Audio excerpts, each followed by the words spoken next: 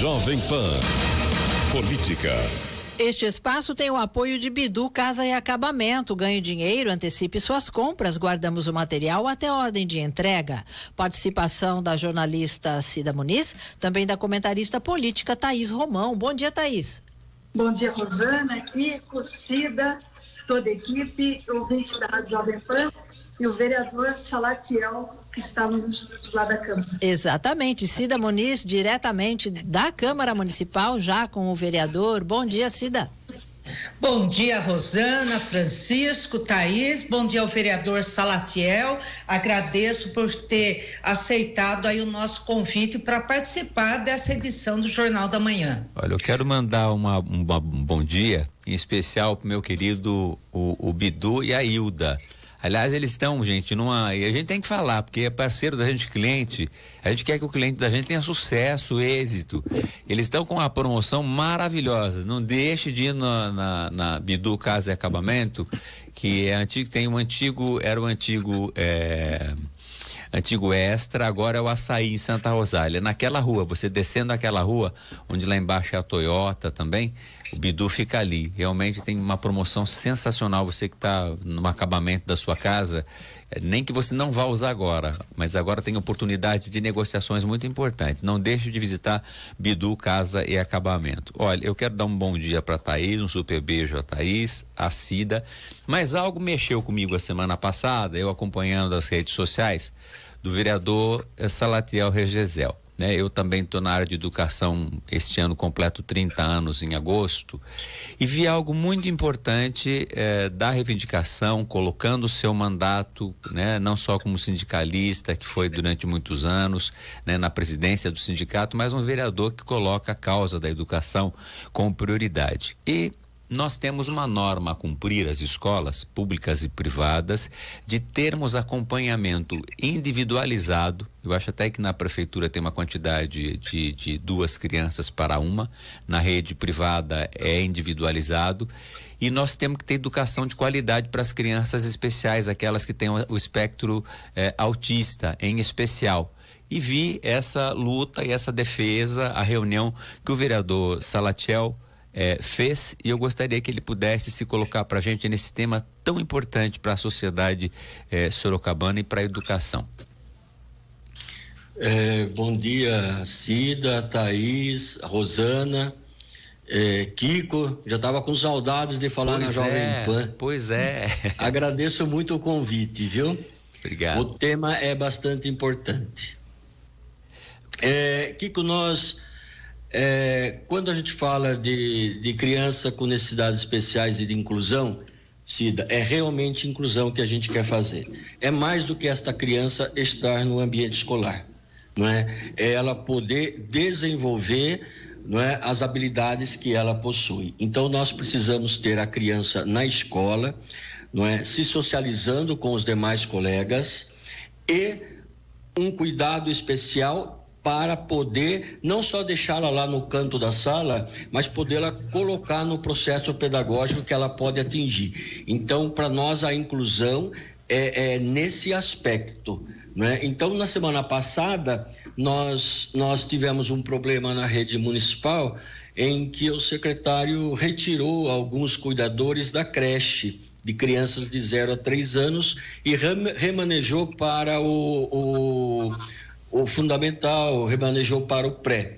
E isso gerou, na dúvida, não é, uma insatisfação muito grande por parte da população e de nós, educadores, professores, que queremos oferecer o melhor para essas crianças. E aí, então, as mães nos procuraram, alguns servidores também nos procuraram, que estão lá na ponta, né, fazendo o trabalho, e a gente pôde, então, agendar uma reunião com o secretário, conversamos com o prefeito e foi solucionado não como nós gostaríamos, tá? Então, a semana começou ontem, aí sim, com os cuidadores, com um adulto ajudando a professora, também na creche, que foi o pedido deles.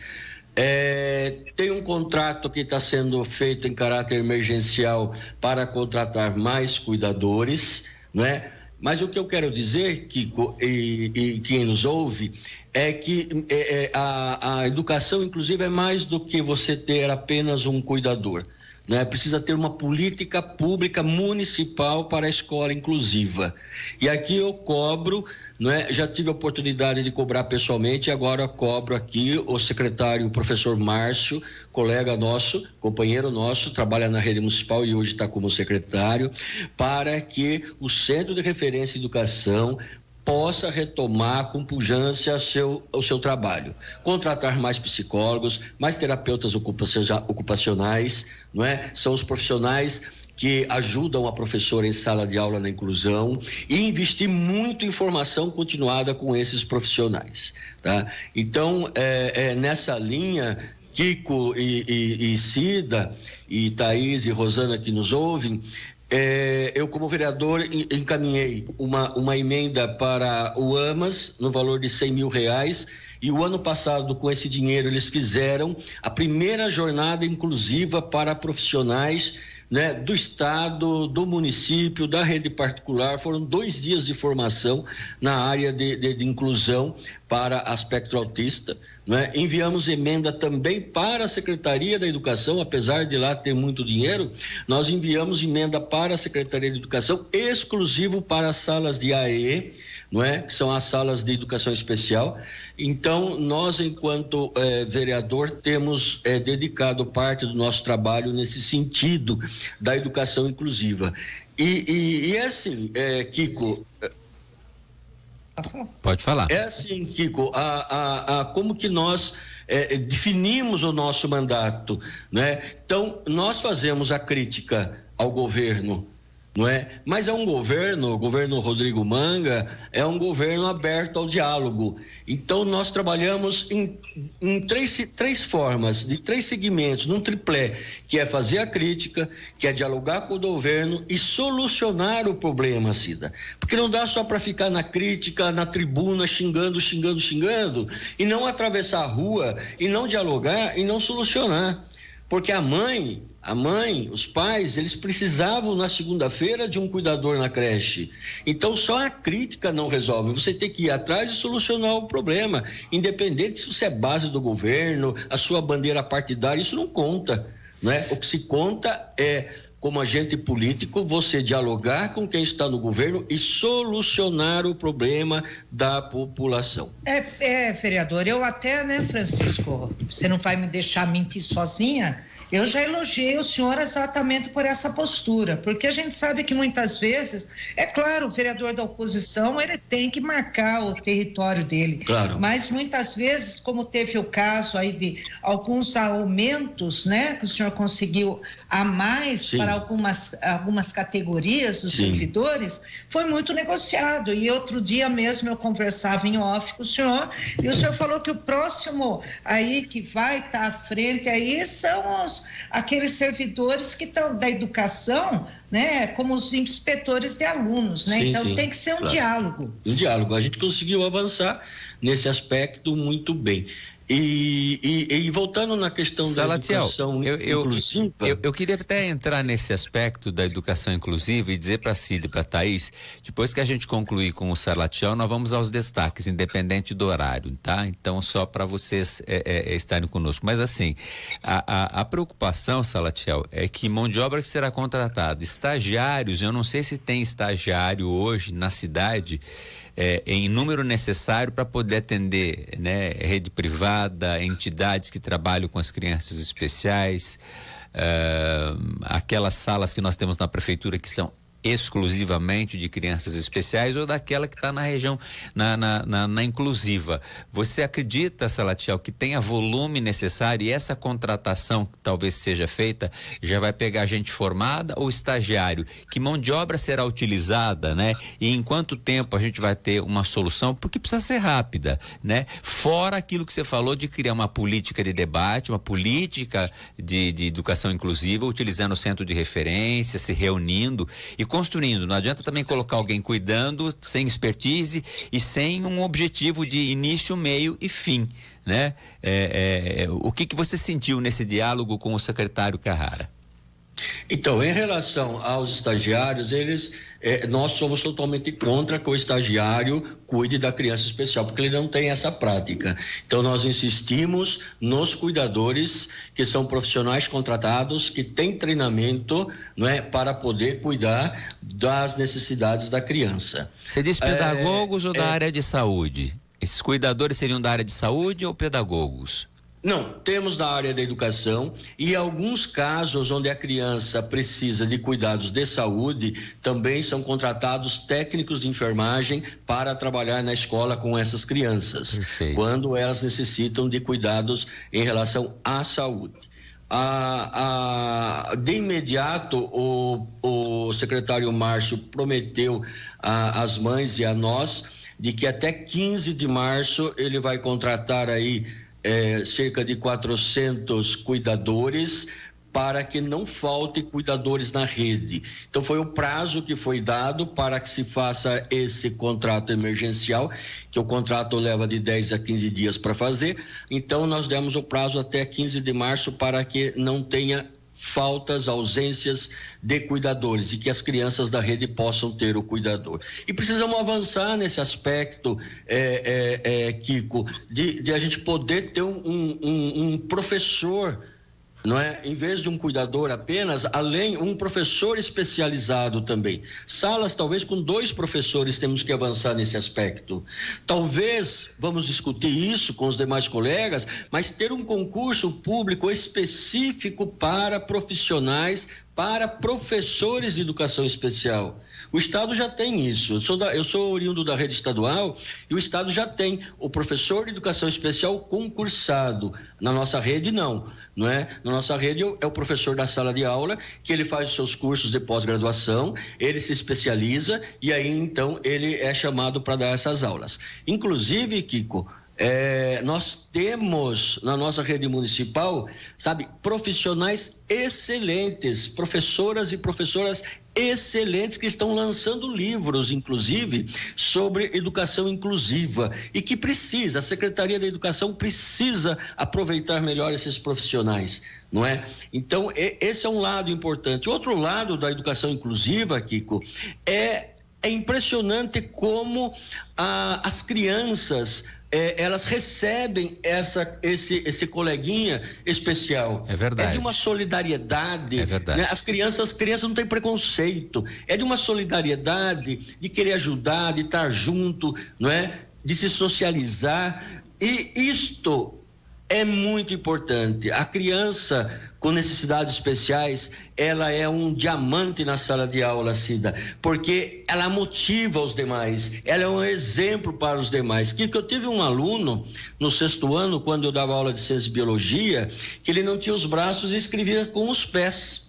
Olha. Então, a partir do momento em que esse aluno entrou, ele entrou no meio do ano, a partir do momento que esse aluno entrou, o ambiente da sala mudou.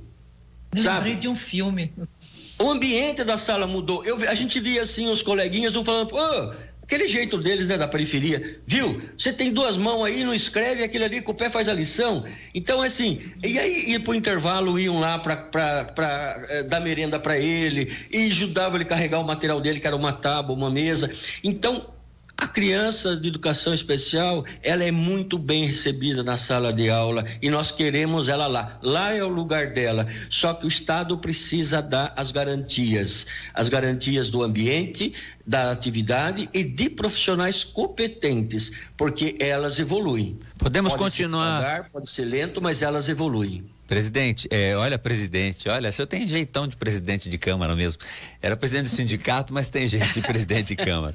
Olha, Salatiel, assim, eu queria conversar horas, hoje a gente queria debater esse tema, até se você tiver algo mais a colocar, mas assim, muito rica a sua fala, é verdade, a solidariedade das crianças quando recebem os especiais, né? E eles são especiais por outro aspecto, né? Pela doçura, pela Exato. Participação, né?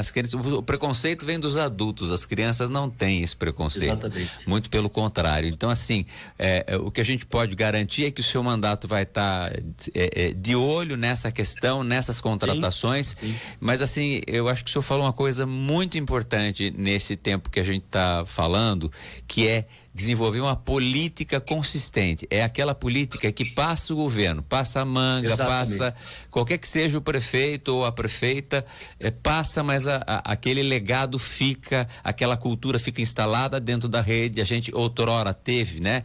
Onde está a Secretaria de Educação hoje, o centro de referência Dom José Melhado, Dom José Lambert, né? Que é a sede daquele próprio, onde as crianças tinham trabalhos especializados, profissionais especializados, mas assim, a gente luta para que o senhor consiga ser um vereador que lidere, né? E questione a prefeitura no sentido de criar essa política inclusiva dentro de um debate constante, porque a gente está sempre se surpreendendo com as mudanças que as crianças nos colocam e nos fazem movimentar. Então, assim, que o senhor continue realmente sendo essa liderança importante nesse debate, viu, vereador?